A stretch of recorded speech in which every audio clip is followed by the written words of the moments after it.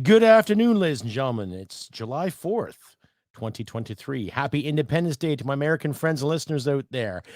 Coming up, the Tuesday Rant of the Crusty Canuck podcast, episode 214. Topics will be 20 tax collectors from the CRA being fired, 600 being investigated, and more insight on foreign cash being injected into our elections, plus an honorable mention out there to a wonderful artist. All that and more come to the podcast. Please stick around. Oh, listener and viewer discretion is advised because I smoke cigarettes and drop the F-bomb. See you in a bit. Hit it, sweetheart. Because I am hard, you will not like me. Yes, sir. There is no racial bigotry here. Here you are all equally worthless. From Western Canada, this is the Crusty Canuck podcast, a Canadian veteran's point of view on political, social, economic issues and life. Here's Crusty. That's right, ladies and gentlemen, episode 214, the Tuesday Rant and the Crusty Canuck podcast. Welcome all. Welcome to the show, everyone out there in Cyberland and in the podcast world. I'm your host, Crusty Canuck. If you like and hear what you see, please click like and subscribe and share this content all over your social media platforms. So like the title card said, ladies and gentlemen, apparently in news recently, and a special thank you out there to Clyde Do Something. He's got a wonderful channel on YouTube, exposed this. There have been roughly 20 employees thus far that have been fired from the Canadian Revenue Agency. Now, to my American listeners and British listeners and other listeners that are not Canadian, the CRA, Canadian Revenue Agency, are the tax people, tax collectors. They're the people that send you little notices and little reminders that you owe them money every fiscal year. These are the people you have to send papers to every fiscal year to make sure that you're paying your fair share in this scheme called taxation. All right. So apparently, according to the National Post, there's an article here that I will add up or put up for you all, and I will read along with you. It's basically stating that 20 employees have been fired already in regards to collection of the CERB and CEBA payments. Now, during the pandemic, a lot of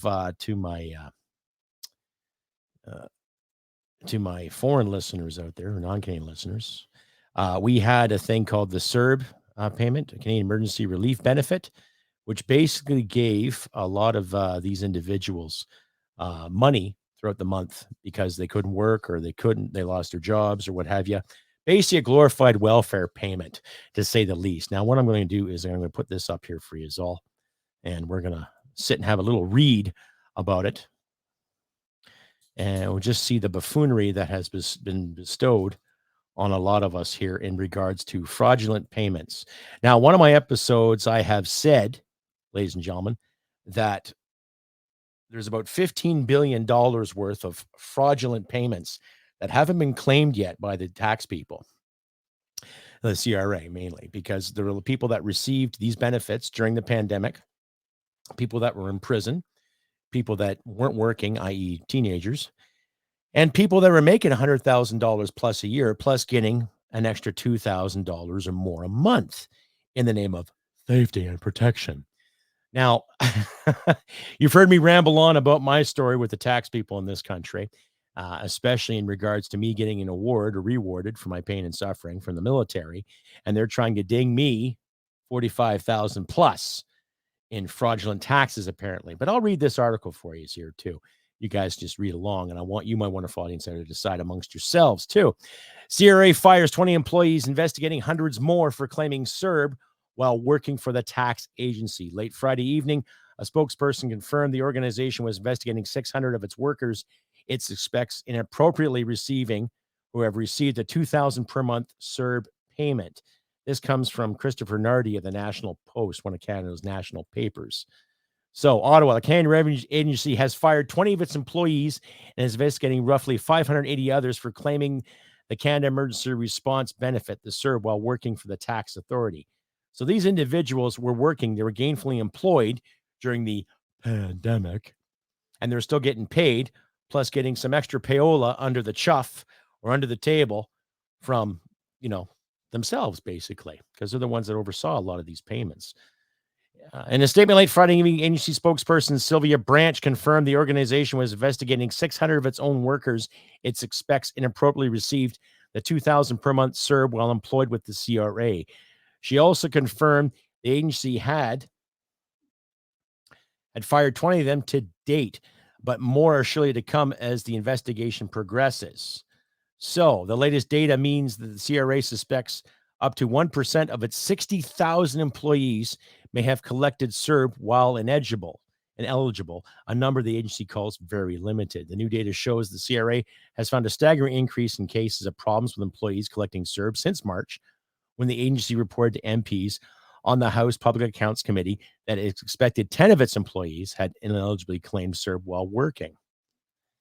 Okay, so it doesn't matter if you have 60,000 people working for you. When you have a percentage of employees skimming off the top, I know for a fact in the private sector, that's a big, big no-no, and you shouldn't do that. That they call that, I think, embezzlement, right? So in return, when you think of these individuals who have skimmed and scammed, this is what they deserve. Absolutely nothing. Precisely. And I'll carry on here too. At around the same time, the CRA said that it had fired a number of its staff who received CERB while working for the agency, but refused to specify how many because it was too small to disclose without creating a privacy risk. Yeah, okay, we'll get to privacy later. And according to a document tabled in the House in response to a question posed by the Conservatives, okay?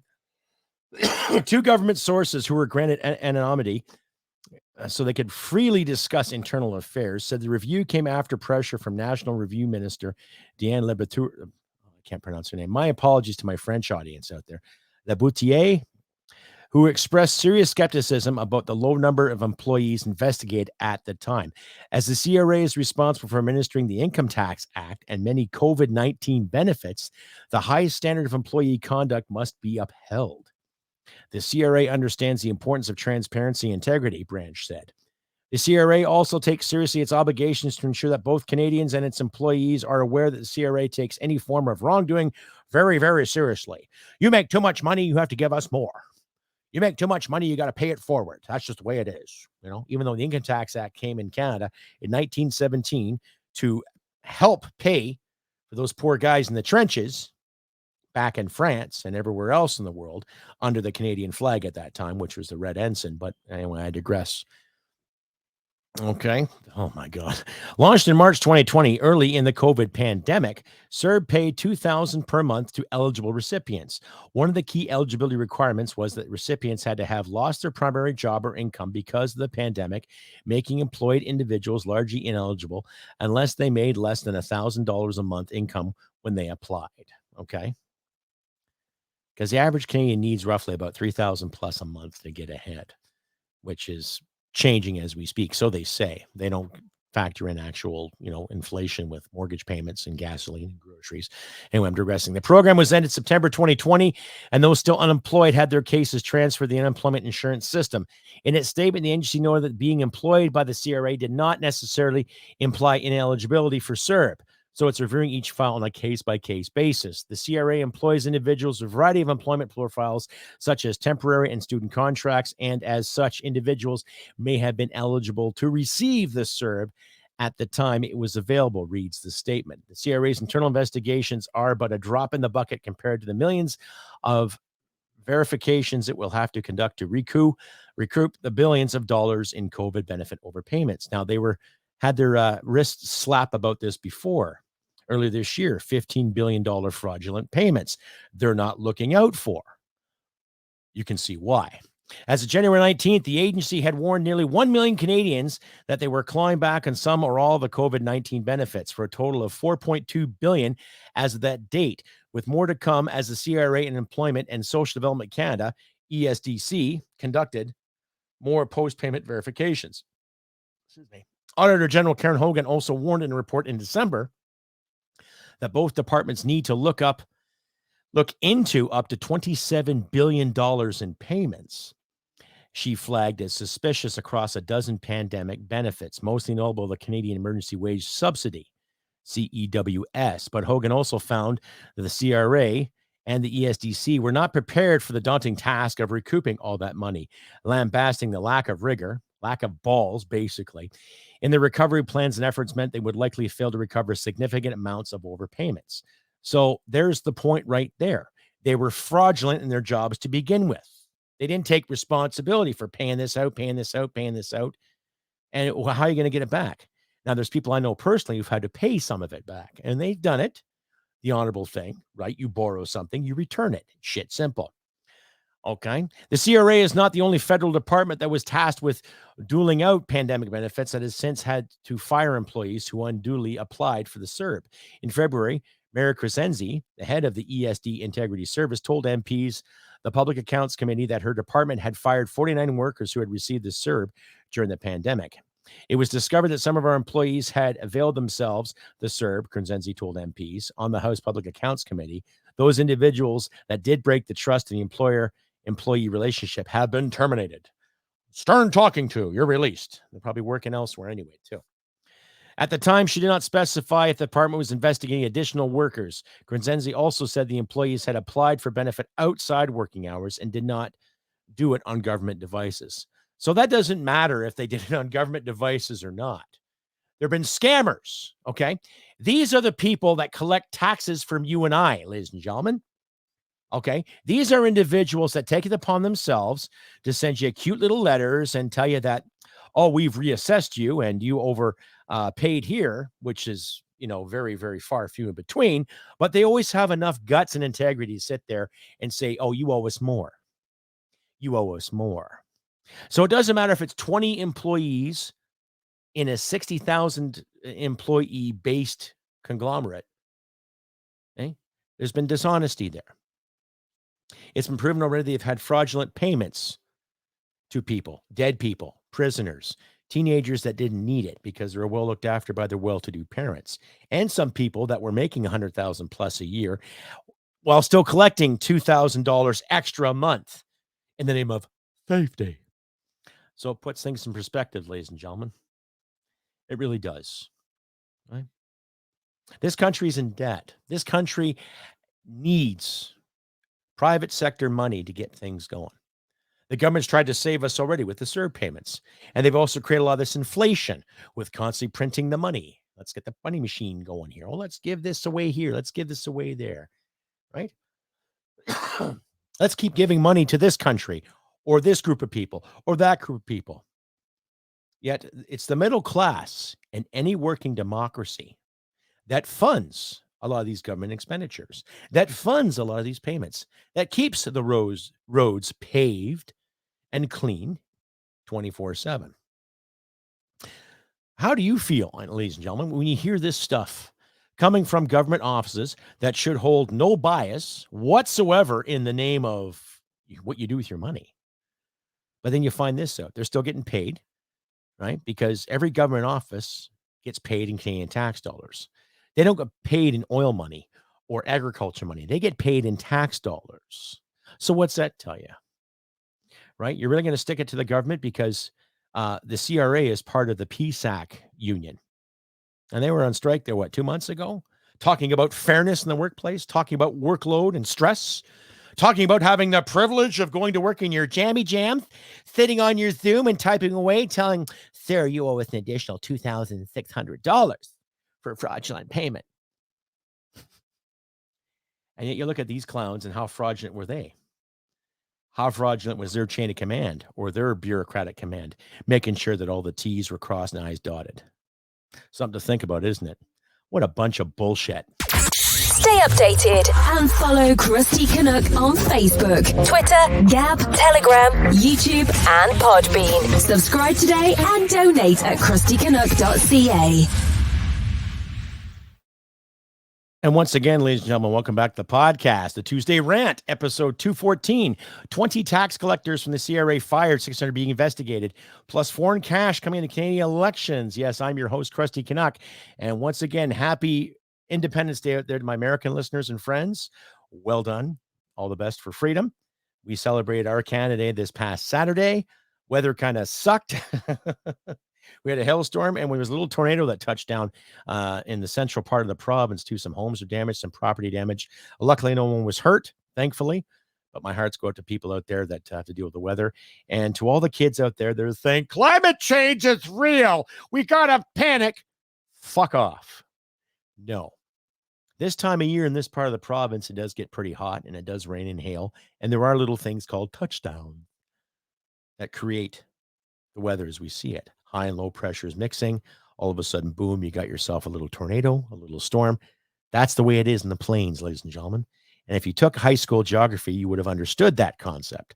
Now, as I said before, is the weather changing? Yeah, but not to a point where we're all going to die in 12 years. It's just people that want to take more of our money to call the shots. But I'm digressing anyway. Carrying on with the episode, 214. Now, I have a couple links I'll put in the description there, ladies and gentlemen, for your reading on later at a later time. If you'd like to hear what you see, click like, subscribe, share this content all over your social media platforms too. You can also find my podcast on Podbean, Rumble, Spotify, Amazon, Grow Radio UK, and Player FM. Just look for Crusty Canuck. Little logo you see in the right-hand end of your screen there. Look for Crusty Canuck, and you'll see my podcast and download all the episodes you want and share it around too. Please support this podcast if you can too. I'd like to make this a full-time commitment, ladies and gentlemen, and I need wonderful people like you to make that happen. So if you want to donate, feel free to donate. There's links to my donate pages and links to my shop too, where I have hats, swimsuits, paraphernalia, shorts, t-shirts, all the good stuff with the Crusty Canuck logo on it. And the more you buy it, the more you support me, and the more you help me out too. So get yourself some Crusty Canuck swag today. Anyway, carrying on with the episode. 20 tax collectors from the CRA fired, 600 investigated, and foreign cash going into Canadian elections. Now, this was brought to me by a member of my Twitter page, and she is quite the innovative individual. She's also quite, how do you say, woke? Not woke, realistic, based. That's the term. She's very, very based, and she's looking for the truth, just like you and I are, ladies and gentlemen, and really, really just making an effort to make sense of these dogmas that are going on with our country as we speak. And it's good to see. Now, she come across this article from 2017 from the National Post in regards to money coming into Canada from foreign conglomerates. Now, it's been big news recently, too, with Chinese influence and Chinese millionaires and Chinese business trying to call the shots for our leaders. MP Michael Chong being harassed, a couple of other individuals being harassed by Chinese influence, and how many liberals out there are denying it too, because we've all saw the special report from the rapporteur, David Johnston, and he's more or less saying, "Oh, nothing to see here." But I'll read this article along. Now, this is from 2017, and it shows you how much influence is happening with other conglomerates getting their hands in Canadian politics. Like I said, this was published May 23rd, 2017. And the Liberals were already in power for about a year and a half, 18 months already when this was written. So I'll just read this along. Millions in foreign funds spent in 2015 federal election to defeat Harper government, report alleges. In total, 114 third parties poured $6 million into influencing the election outcome, and many of those third parties were funded by U.S.-based Tides Foundation. I'll get to them shortly. Okay, foreign money funneled towards Canadian political advocacy groups affected the outcome of the 2015 federal election, according to the document filed last week with Elections Canada and obtained in part by the Calgary Herald. A 36-page report entitled Elections Canada Complaint Regarding Foreign Influence in the 2015 Election alleges third parties worked with each other, which may have bypassed election spending limits, all of which appears to be a contravention of the Canadian Elections Act. The Canadian Elections Act states that third parties shall not attempt or circumvent to limit set out in any manner, including the splitting itself into two or more third parties for the purpose of circumventing the limit or acting in collusion with another third party so that their combined election advertising expenses exceed the limit. So more or less, they can't fuck around. Electoral outcomes were influenced, alleges the report. The Canada Elections Act also states no person who does not reside in Canada shall, during an election period, in any way induce electors to vote or refrain from voting for a particular candidate, unless the person is a Canadian citizen or a permanent resident. Yet the outcome of the 2015 election was skewed by money from wealthy foreigners, alleges a complaint submitted by Canada Decides, a registered society with 3 listed directors, including Joan Crockett, a former Conservative MP from Calgary Centre, who lost her seat to Liberal Kent Eyre, now an MP for the once long-held total riding of the Minister of Veterans Affairs. This is when Kent was there at the time, back in 2017. He got in shit, too, for being a really, really bad guy. Regardless if he's in a wheelchair or not, he just wasn't a nice person. He was quite the pig, apparently. And 2 other directors include Chen Hallman, University of Toronto political science student. Okay, the number of third parties registered during the 2015 general election were more than doubled to 114 compared with 55 in 2011 election. Okay, Americans are rightly concerned about Russia hacking U.S. government emails. Well, this appears to be much worse. I would say so. Because the Tides Foundation, I think they're called the Make Way Foundation right now. I think they're still Tides. And they're probably one of the most woke environmental groups out there in the name of looking after the marginalized, what have you, too. But they have a little too much money and a little too much time in their hands in trying to thwart and influence people as we speak. As far as I'm concerned, they are no better than communists, ladies and gentlemen. There, I've said it. Oh, my goodness. Oh, my goodness. You said a bad word. You said the big C word. Ooh. Who the hell cares? Anyway, I'm going on.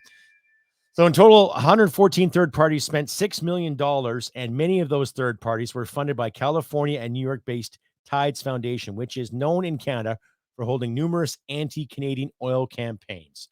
Now, I'm not going to read any more of this article because it's old, but needless to say, I will keep this in my description. You can read along with it too.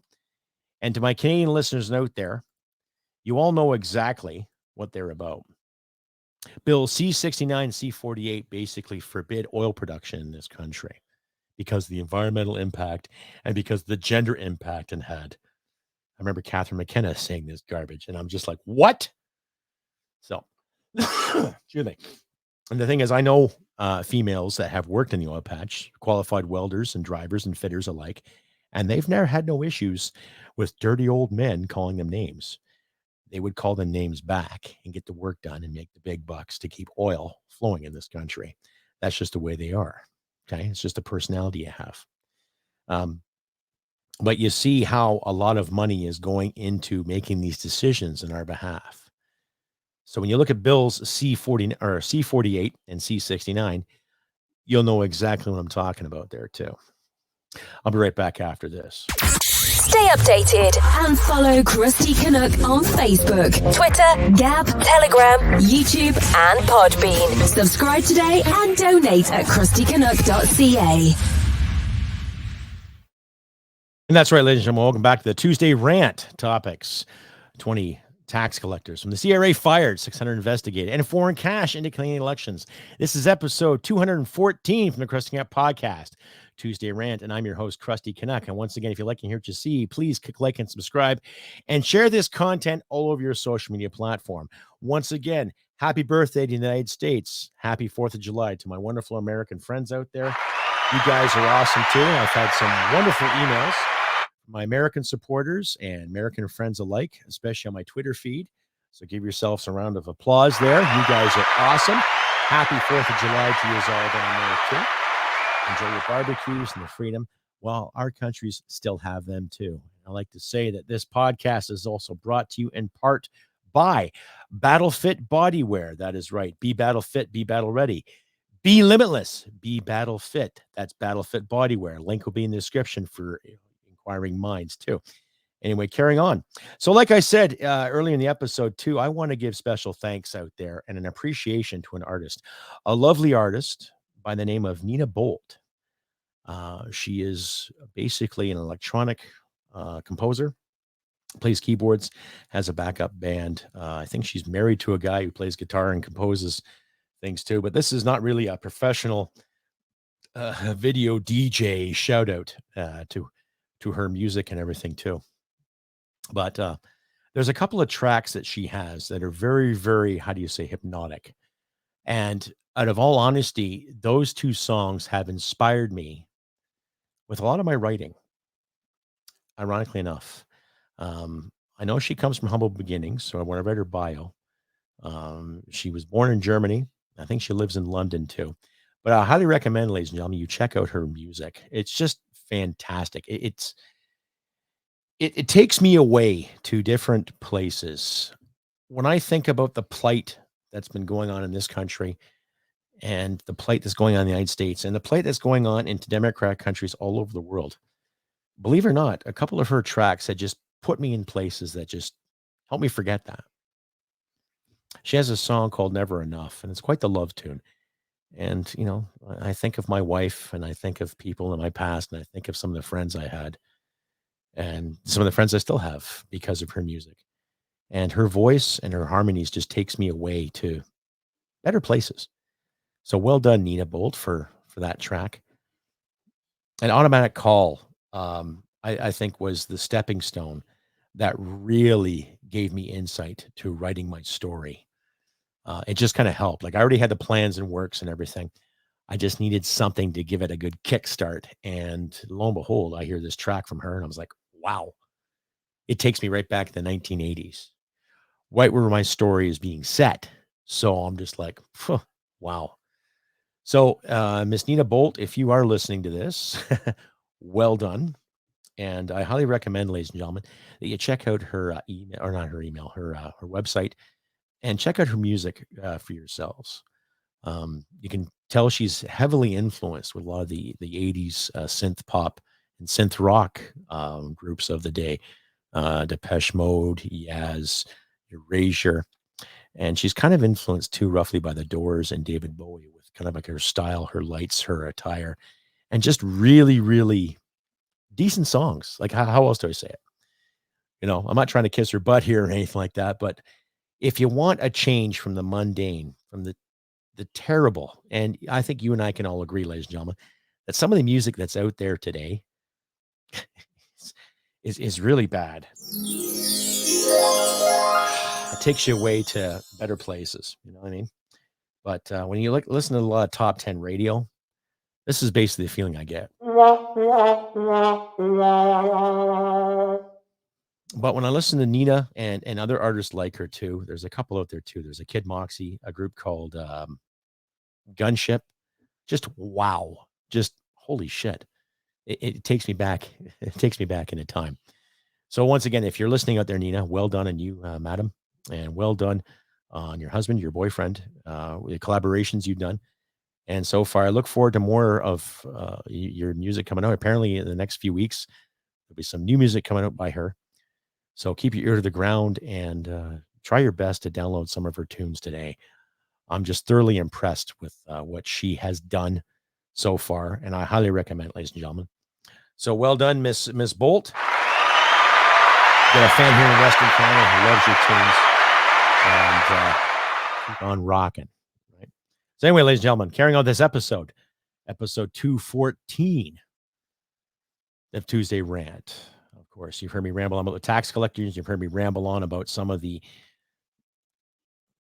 idiosyncrasies that have just plagued us all. I don't know what to really say and do. Is that let's hope through the powers that be nail these individuals and look deeper and further. But we've also seen a lot of these individuals that have investigated, that have tried to find the truth and not get the truth, and get sideswiped and get gaslighted and get labeled dirty names. So we as the Canadian people, ladies and gentlemen, we out there should ask the tough questions. So I highly recommend that we call our MPs and get to the bottom of it. That's the safest way to do it. Or next year we don't file our taxes. It's that simple. Don't file. Don't pay it. Right? Can they lock up 30,000 people? Fine 30,000 people? Can they lock up 60,000 people and fine 60,000 people? Who knows? But when you hear something like this, and yet there are Canadians out there struggling every day with gasoline because we got the new carbon taxes out there. Everybody, we're going to save the world. We're going to save the world because they're going to take my money and spend more of it. Said nobody. And people that sit there and think taxes are a good thing. That's the price you pay to be in the civilized world. Well, you can still be a civilized human being and not fork over your cash because somebody with nice teeth and nice hair says he's going to save the planet and then dance around with his fucking fairy socks, expecting magical things to happen. Self-explanatory, ladies and gentlemen.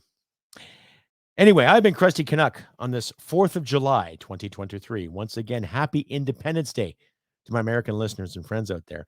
And a special mention and salute to you, Miss Nina Bolt, for making such great music and keeping the spirit of that genre alive. Well done on you, madam.